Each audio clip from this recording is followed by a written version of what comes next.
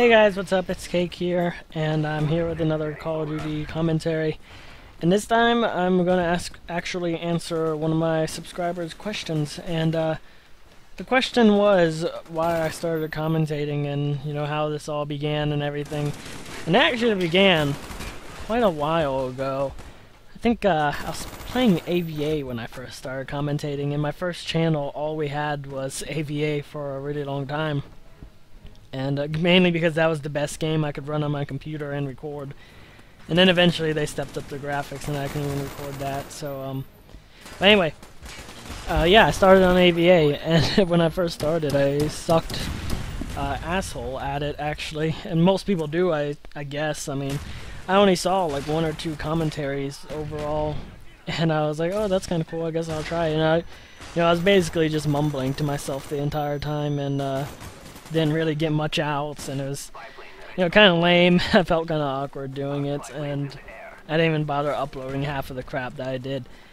And I started doing Minecraft after that, but I couldn't really run it on my computer.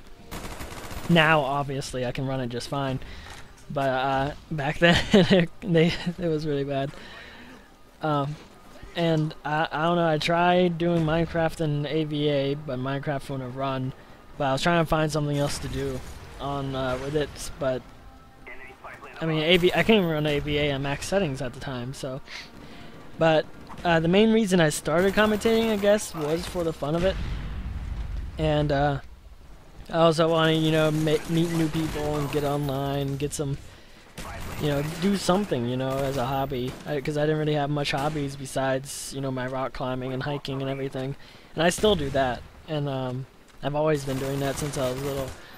But I've gotten more serious about it, I guess. But anyway, back to the commentating. I also, like a long time ago, I used to have really bad speech problems, and that's probably why I was mumbling so much during my first commentary.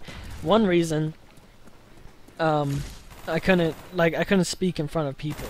Like I just hated it. I hated talking to people in general because of it, and I just, I couldn't get my words out correctly, and I couldn't speak very well, and I still stumble a bit, if you guys probably know, and sometimes I have trouble getting my words out. Like, I think I'm going to say something, but then I decide to say something else, and then it just comes out as like, what was that, But I think the reason that happened was because when I was little, we moved around so much, and I was living with people that were speaking Spanish for a while, so I started learning Spanish, and I started living with English-speaking people, so I started learning English.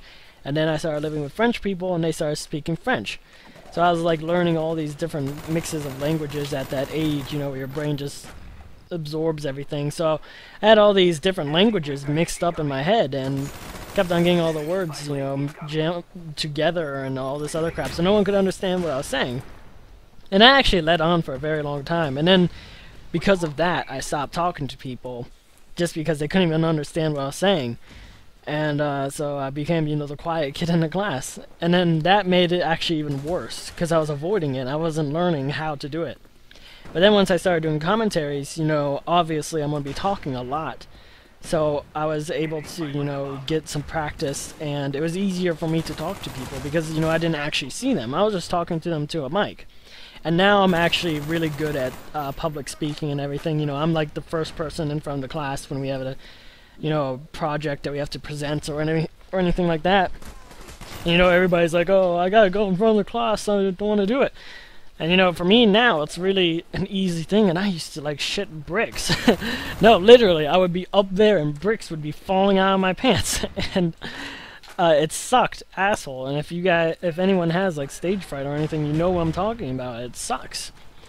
And they actually went on for a while, but like I said, I really do think these commentaries have helped me out with that and being able to public speak. And when I first started, I wouldn't be able to speak in a lobby or anything, just because, everyone could hear me. But now I can say whatever I want. I'm perfectly fine with it. And a lot of people, my parents have noticed that my speech have gotten better. They kind of know I do commentaries, but they don't really know. I think they just think I'm playing video games, which I guess technically I am, but some of my family members do watch my commentaries, I believe. One of my cousins does. He likes the Call of Duty ones, so. And anyway, what was I saying? Oh yeah, why I started commentating. Yeah, I still have some problems with it, and I don't know if that will ever go away or if it's just, you know, something I'm still working through. But hopefully it does go away eventually. I don't know if I'm the only one that notices it or if everyone notices it. I hope I'm the only one that notices it, because then, you know, that way that's less embarrassing.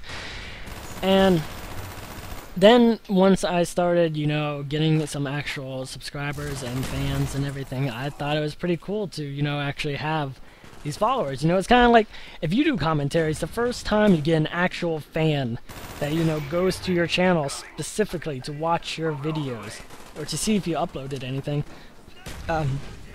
you know, that feeling, you know, it feels great to actually have someone that looks out for what you're putting out there. And now I have about 150 subs, and I don't know how many actual people keep in touch with my videos, but I know a couple of you guys do, because you comment on all of them, or you message me, you're like, hey, great video, Cake, and I'm like, yeah, thanks.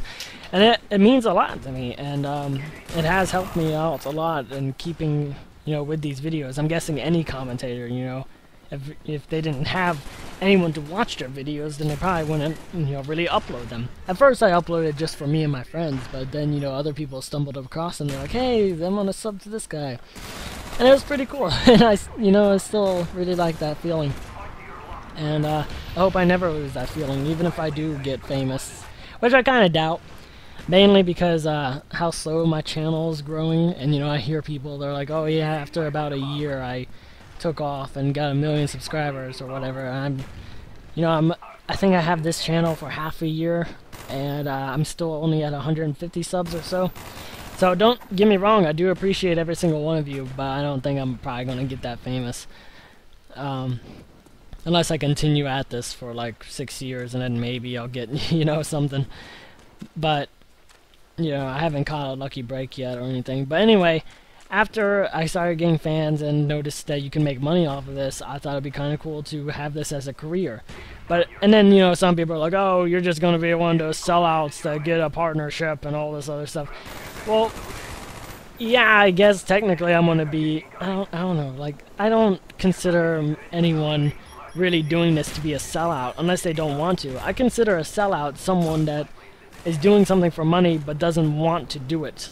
Like someone that's working at a fast food restaurant, but you need the money, so, and I need the money, and but this is something that I would actually want to do. It's you know, who doesn't want to make money off of their hobby? You find me one person that doesn't want to make money off their hobby, and they're either lying to you or they're trying to sell something. And anyway, I guess this is the end of the video. Hopefully the audio commentary is long enough for the footage, and I will see you guys next time.